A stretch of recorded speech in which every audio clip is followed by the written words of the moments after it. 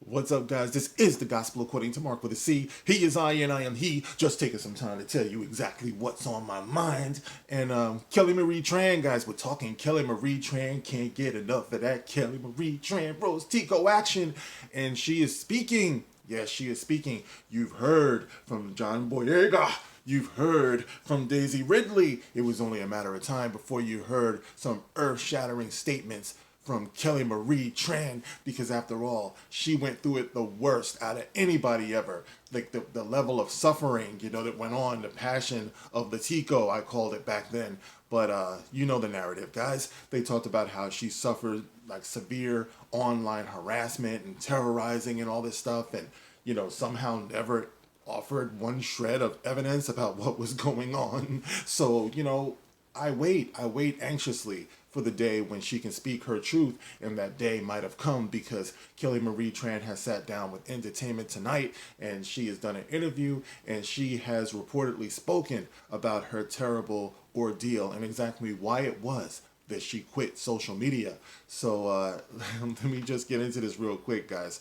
Kelly Marie Tran calls her bold move to get off of social media her best decision ever because she's living her best life. And this is what she's saying. She said this was her best decision ever. And Kelly Marie Tran says, I mean, I think that, it's a different decision for everyone. She tells ET's Ash Croissant Bagel, and I think that people should do what they think is right for them. I also think that it was the best thing I ever did. I don't know.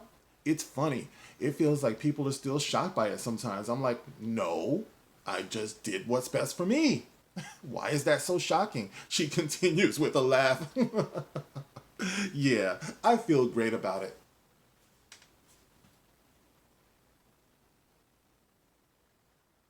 That's it. There is no more. I mean, what were you expecting? That does not satisfy you. That does not tell you exactly why she quit. Clearly she's talking about fan harassment there, right? I mean, that's what's the reigning of hatred, that she experienced. Yeah, that's it. That's it. And once again, no receipts, no, I mean, when you hear it directly from her, it sounds like a completely different narrative, doesn't it? It just sounds like an average girl who decided, she didn't want to be on social media anymore. I know I quit Facebook a long time ago, because I got tired of arguing with people and just constantly seeing the same old things, I hate Trump, the world is racist. Okay, fine. I don't want to argue with families, so I quit Facebook. I love you. I'll see you at the cookout. That was just about it. But as far as condemning a whole fan base, you're not going to see that here. Now, let's see. She says something else here also regarding The Last Jedi and her experience specifically, right? So she says, when The Last Jedi came out, I was so overwhelmed by emotion. I didn't understand it, she recalls. I'm having a very similar experience with Raya and the Last Dragon, if that makes any sense. All right, so that's the new project she's dealing with. I believe it's an animated film, and she's doing voiceovers. Raya and the Last Dragon.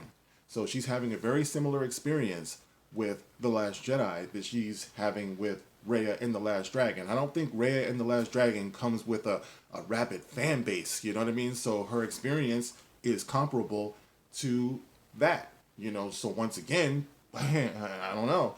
So anyway, she talks about her experience doing the Raya and the Last Dragon thing, and they're very, very desperate, right? So they go on in the article. They're very desperate to keep this narrative going.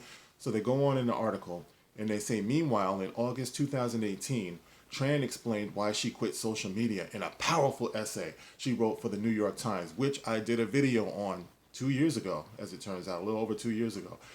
And it says here, once again, this is a quote by Kelly Marie Tran, and it says, it wasn't their words that I started to, it wasn't their words, it's that I started to believe them, she shared at the time regarding the online hate that she received. Now keep in mind, the quote is, it wasn't their words, it's that I started to believe them.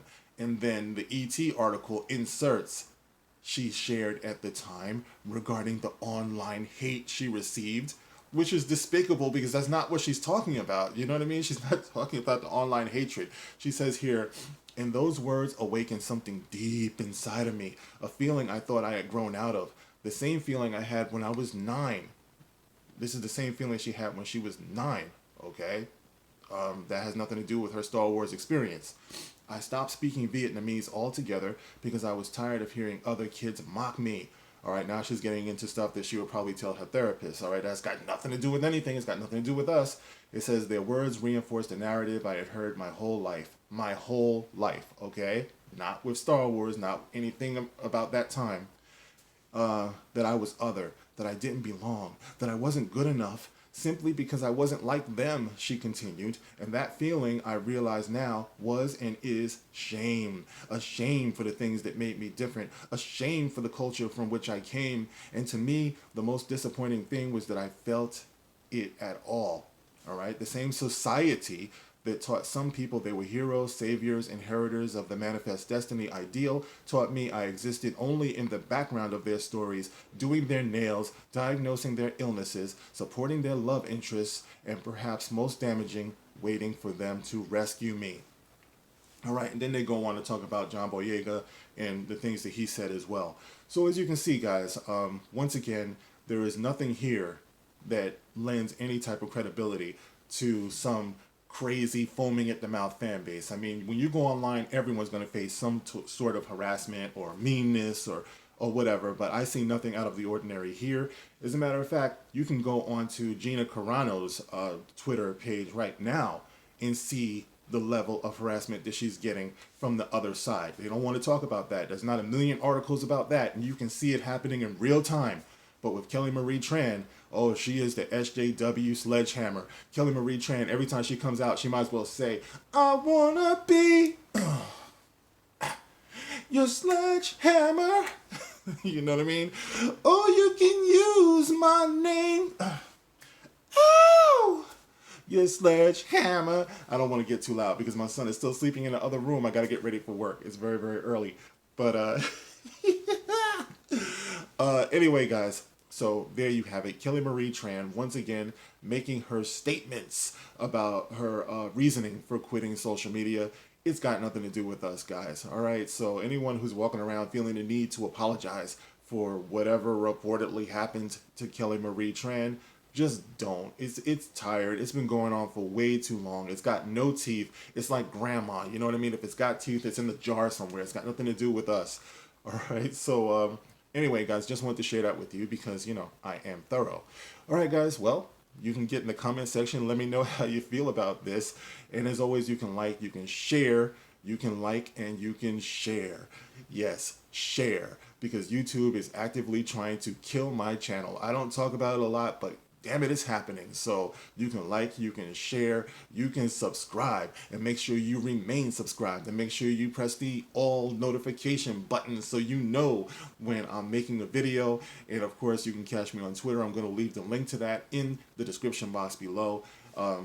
You know, come give me a follow, guys.